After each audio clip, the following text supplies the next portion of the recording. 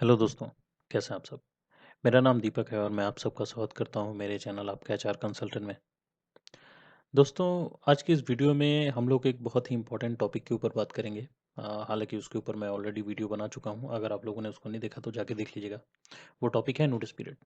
लेकिन हम लोग आज नोटिस पीरियड के अंदर जो एक मेन मुद्दा है, जो बहुत सारे लोगों को परेशानी होती है, उसके बारे में हम लोग बात करेंगे। वो मुद्दा है कि किस प्रकार से जो है हम लोग 90 डेज़ का नोटिस पीरियड जो होता है, उससे डील कर सकें। देखिए, बहुत सारे लोग जो हैं 90 डेज़ का नोटिस पीरियड सर्व नहीं करना चाहते हैं और बहुत सारी बड़ी-बड़ी कंपनियाँ जो हैं, वो 90 डेज़ का नोटिस पीरियड है वहाँ पे। तो हम लोग आज इस वीडियो में जानेंगे कि किस प्रकार से आप जो है 90 डेज़ के नोटिस पीरियड को डील कर सकते हैं। क्या-क्या फैक्ट्स हैं जिनको आप यूज़ करके जो है 90 डेज़ का नोटिस पीरियड जो है उसको कम कर सकते हैं या उससे बच सकते हैं। तो बने रहिएगा, जानने के लिए बहुत कुछ है। चलिए शुरू करते हैं। सबसे पहले नोटिस पीरियड का डेफिनेशन आप लोगों को एक बार और बता देता हूँ। और जो नोटिस पीरियड होता है वो पीरियड होता है जब एक एम्प्लॉय जो है अपना रिज़ाइन दे चुका होता है, अपना पेपर पुट डाउन कर देता है और उसके एवज में जब उसको कंपनी छोड़नी है तो वो छोड़ने से पहले जो समय होता है, जो उसको कंपनी में बिताना होता है, उसको नोटिस पीरियड बोलते हैं।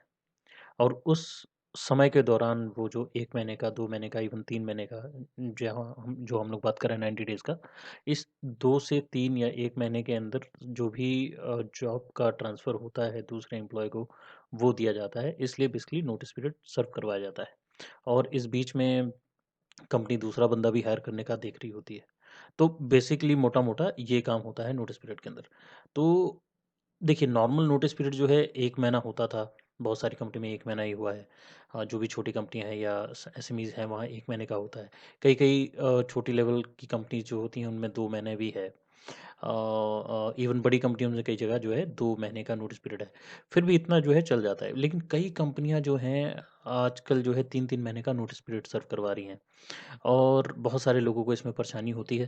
क्योंकि 3 महीने का नोटिस पीरियड देख के जब आप एक जॉब के लिए अप्लाई करते हैं कहीं भी और वहाँ पे जो है जब आपको बोला जाता है कब आप जॉइन कर सकते हैं, आप बोलते हैं कि 3 महीने बाद मैं जॉइन करूँगा। तो कोई भी कंपनी इतना देर वेट करने के लिए तैयार नहीं होती है। तो ये सबसे बड़ी परेशानी है, क्योंकि 3 महीने कोई भी कंपनी नहीं वेट करेगी। अगर आप जॉब देखेंगे तो या तो उनको इमीडिएट जॉइनर चाहिए होता है या तो 1 महीने, ज़्यादा से ज़्यादा 45 डेज़ तक ही वो वेट करते हैं। हाँ, कुछ कंपनियाँ होती हैं जो मजबूरी समझती हैं तो 3 महीने इत्मीनान से वेट कर लेती हैं, या कैंडिडेचर आपका बहुत अच्छा होगा तो कंपनी जो है आपके लिए 3 महीने वेट कर लेती हैं। नहीं तो काफ़ी ज़्यादा परेशानी होती है जो भी एम्प्लॉयी जो जॉब ढूँढते हैं उनके लिए। तो हम लोग इसी के बारे में जानेंगे कि क्या कौन-कौन से स्टेप्स ले सकते हैं आप और कैसे इसको टैकल कर सकते हैं। चलिए नेक्स्ट स्लाइड में चलते हैं। अब यहाँ पे मैंने बताया how to deal with it. तो सबसे पहले जो है आप लोगों को क्या करना है, जो आपका अपॉइंटमेंट लेटर है या जिसको हम एग्रीमेंट बोल रहे हैं यहाँ पे, तो उसको जाके अच्छे से पढ़ना है। पूरा बाकायदा एक-एक शब्द जो है अपने अपॉइंटमेंट लेटर का, एग्रीमेंट का पढ़िए और वहाँ पे जैसे आप सारा पढ़ लेते हैं, वहाँ पे कोशिश कीजिएगा कि इन लिeu ऑफ जो टर्म है वो ढूँढने की कोशिश कीजिए। अ, इन लिeu देयरऑफ करके जो टर्म होता है उसको ढूँढने की कोशिश कीजिएगा, क्योंकि अगर ये टर्म नहीं दिया गया है तो आपके लिए परेशानी हो सकती है। उसके बारे में हम लोग आगे चल के बात कर लेंगे। तो देखिए, जो अगला चीज़ है आपको क्या करना है, सबसे पहले आपने एग्रीमेंट पढ़ लिया अच्छे से, अपॉइंटमेंट लेटर अच्छे से टटोला पढ़ा। देन अगला है, if the employment contract mention a certain notice period, the employer is obligated to serve the notice period. अगर वहाँ पे आपका नोटिस पीरियड दिया गया है, चाहे 1 महीना है या 2 महीना है, यहाँ पे हम लोग 3 महीने की बात कर रहे हैं। 90 डेज़ अगर दिया हुआ है तो वो आपको सर्व करना ही होता है, उसमें कोई दो राय नहीं होता है।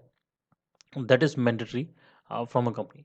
लेकिन इसके साथ हम लोग कैसे डील कर सकते हैं, क्योंकि आपको सर्व नहीं करना है 90 डेज़ का नोटिस पीरियड, तो अब हम क्या करेंगे?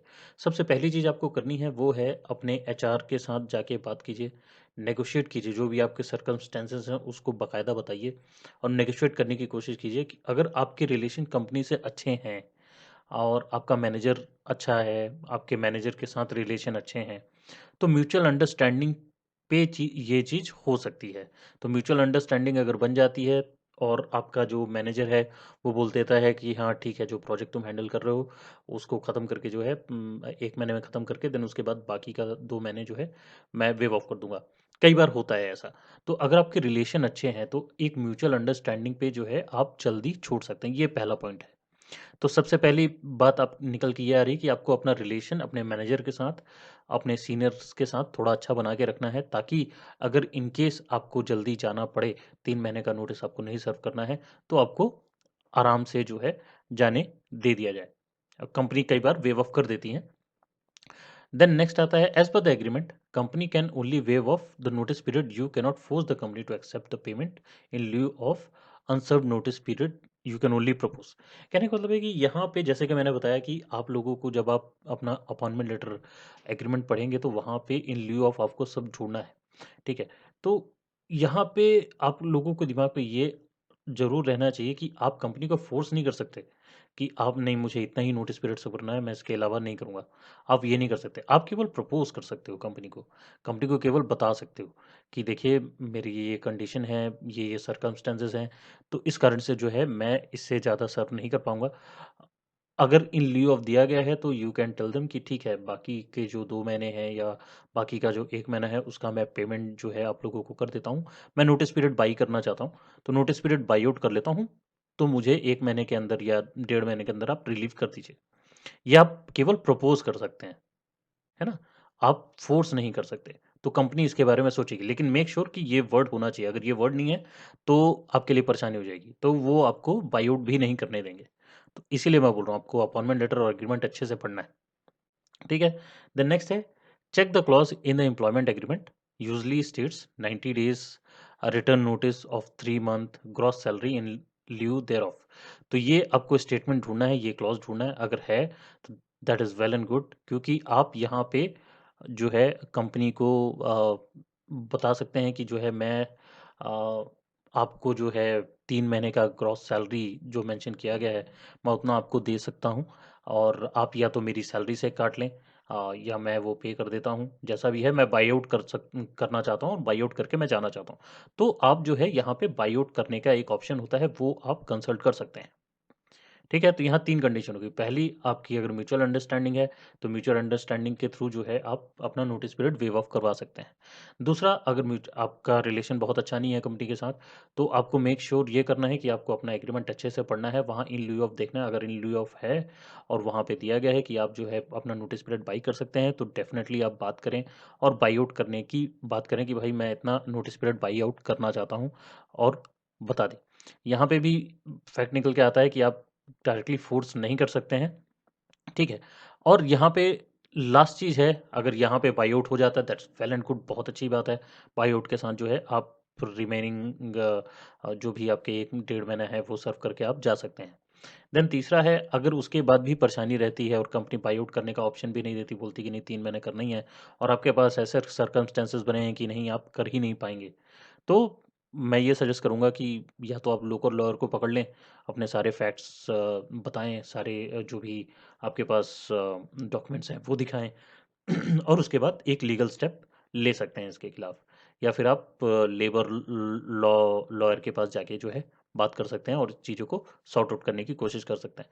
लेकिन मैं यहाँ पे ये बोलूँगा, कोशिश कीजिए कि जो नेगोशिएशन वाला पॉइंट है उसको कोशिश कीजिए वो हो जाए। अगर नेगोशिएट करके जो है आप अपना नोटिस पीरियड वेव ऑफ करवा पाएँ तो बहुत अच्छी बात होती है। अगर नहीं तो कोशिश कीजिए कि आप बाई आउट कर लें। ठीक है? बाय आउट अगर हो जाता है तो दैट्स वेल एंड गुड। नहीं तो तीसरा जो मेन ऑप्शन है मैं ये बताऊँगा कि आप लोगों को अपना नोटिस पीरियड सर्व कर लेना चाहिए। किस लिए जो है लॉयर के चक्कर में पड़ेंगे। इत्मीनान से जिस भी कंपनी में आप इंटरव्यू दे रहे हैं वहाँ पे बताइए कि मेरा 3 महीने का नोटिस पीरियड है, और इतना अच्छा इंटरव्यू दीजिए ताकि उनके पास इम्पैक्ट इतना अच्छा रहे आपका कि वो 3 महीने आपके लिए वेट करने के लिए तैयार हो जाएँ। और 3 महीने इत्मीनान से आप नोटिस पीरियड्स को सर्व कीजिए, और यहाँ से आप फिर इत्मीनान से अपना रिलीविंग लेटर, एक्सपीरियंस लेटर, सारी चीज़ इत्मीनान से लेके आप कंपनी को छोड़ें। तो ऐसे आपको डील करना है दोस्तों। अगर आपको 90 डेज़ का नोटिस पीरियड बताया जाता है कंपनी में, तो इस प्रकार से आप डील कर सकते हैं। आशा करता हूँ कि आज का वीडियो आप लोगों को पसंद आया होगा। अगर पसंद आया है तो लाइक ज़रूर कीजिएगा और अपने ज़्यादा से ज़्यादा दोस्तों के साथ शेयर कीजिएगा। सब्सक्राइब करना मत भूलिएगा दोस्तों। मैं इसी प्रकार के नए-नए कंटेंट आप लोगों के लिए लेके आता रहूँगा। बस अपने प्यार इसी तरह बनाए रखिएगा। मैं मिलूँगा आप लोगों से अगले वीडियो में, तब तक के लिए अपना ख्याल रखिएगा। धन्यवाद दोस्तों।